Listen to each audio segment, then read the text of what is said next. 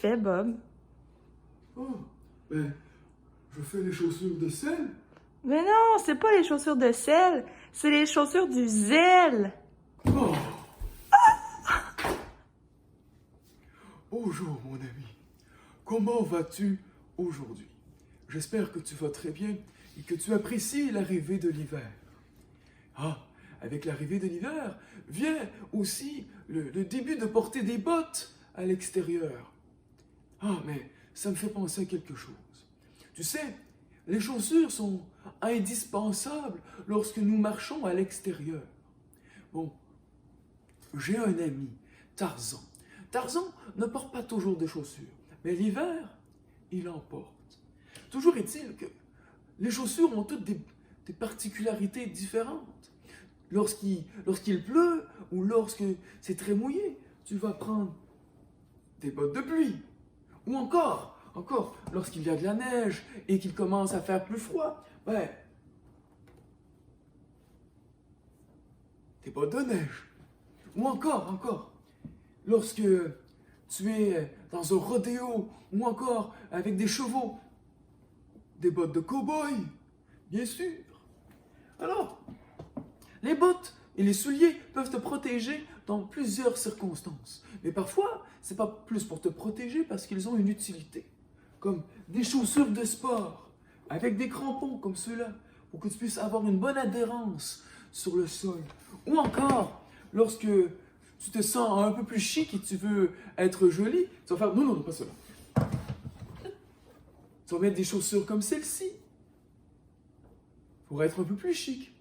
Alors, toutes ces chaussures ont quelque chose en commun.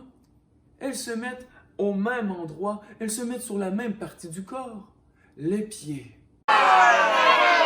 Lorsque nous nous déplaçons d'un endroit à un autre, ce sont nos pieds qui laissent des traces sur notre sentier. Lorsque nous marchons, nous pouvons faire des petits pas et laisser des traces. Comme tu vas jouer dehors avec tes bottes l'hiver, lorsque tu marches dans la vie de tous les jours, tu devrais peut-être, tu devrais mettre une autre paire de chaussures bien spéciales. Les chaussures du zèle. Mais là, je t'entends me dire, Ouais, mais là, Bob, c'est quoi ça, les chaussures du zèle? eh bien, les chaussures du zèle, c'est... En fait, le zèle, c'est l'attitude d'une personne qui veut bien faire les choses. Ou encore, ce serait peut-être l'attitude d'une personne qui veut faire le bien. Mais qu'est-ce que c'est faire le bien? Le bien, c'est de dire la vérité, c'est d'être gentil, c'est d'aimer. Dans la Bible, nous pouvons lire la description de l'armure du croyant. Alors, on va relire ensemble ce passage. Éphésiens 6, 10 à 18. Alors voici. Enfin, puisez votre force dans l'union avec le Seigneur, dans son immense puissance. Prenez sur vous toutes les armes que Dieu fournit afin de pouvoir tenir bon contre les ruses du diable. Car nous n'avons pas à lutter contre des êtres humains, mais contre les puissances spirituelles mauvaises du monde céleste, les autorités, les pouvoirs et les maîtres de ce monde obscur. C'est pourquoi saisissez maintenant toutes les armes de Dieu, ainsi, quand viendra le jour mauvais, vous pourrez résister à l'adversaire, et après avoir combattu jusqu'à la fin, vous tiendrez encore fermement votre position. Ça, c'est l'objectif. Mais voilà, tenez-vous donc prêts. Ayez la vérité comme ceinture autour de la taille. Portez la droiture comme cuirasse. Mettez comme chaussure le zèle à annoncer la bonne nouvelle de la paix. Oh, on va y revenir.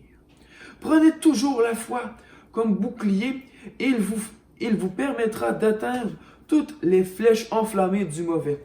Acceptez le salut comme casque et la parole de Dieu comme épée donnée par l'Esprit Saint. Ah. Choisis de porter les chaussures du zèle. J'insiste beaucoup sur le verbe choisir. Tu as le choix. Tu as le choix de faire le bien ou tu as le choix de ne pas faire le bien. Lorsqu'une situation est énervante, rappelle-toi que tu as le choix. Le choix de faire comme Jésus, de faire le bien. Et par expérience, je pourrais te dire que ça va toujours mieux lorsqu'on choisit de faire le bien. Alors oui, choisis ce qui est bien et bon. Mais j'ai un défi pour toi cette semaine. Mon défi est que j'aimerais que tu apprennes un verset par cœur. J'aimerais que tu apprennes le verset Romains 12 à 11 par cœur. Voici ce qu'il dit. Soyez actifs et non paresseux. Choisis. Soyez actifs et non paresseux. Servez le Seigneur avec un cœur plein d'ardeur.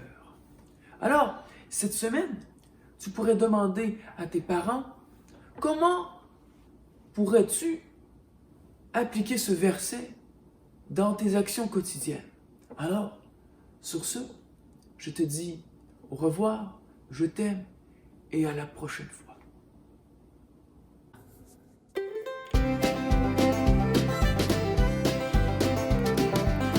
L'histoire de Bob Boulon, le super inventeur. L'histoire de Bob Boulon, le super inventeur. L'histoire de Bob Boulon, le super inventeur. L'histoire de Bob Boulon, le super inventeur. L'histoire de Bob Boulon, le super inventeur. L'histoire de Bob Boulon, le super inventeur. L'histoire de Bob Boulon, le super inventeur.